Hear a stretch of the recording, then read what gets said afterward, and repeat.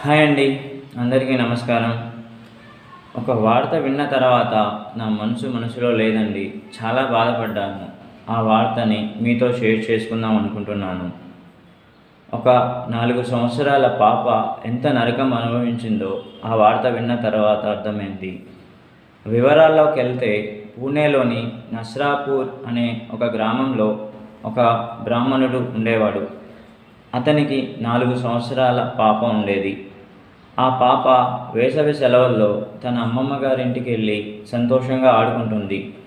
ఆరుబయట ఆడుకుంటున్నప్పుడు అక్కడే నివాసం ఉంటున్న అంబేడ్కర్ కాంబ్లే అనే ఒక 65 సంవత్సరాల వృద్ధుడు, అంబేడ్కరిస్ట్, బౌద్ధ మతానికి సంబంధించిన వ్యక్తి, ఆ పాపని తన గోశాలకు తీసుకెళ్ళి ఆ పాప నోట్లో ఆవు పేడ కుక్కి అరవకుండా అత్యాచారం చేసి ఆ తర్వాత ఆ పాప తల పగులగొట్టి ముక్కలు ముక్కలుగా చేసి ఆ పెంట కుప్పల్లో దాచాడు ఆ శవాన్ని.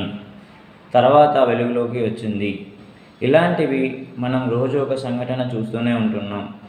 ఇలాంటివి జరగకుండా ఉండాలి అంటే అలాంటి నీచులను బహిరంగంగా శిక్షించాలి.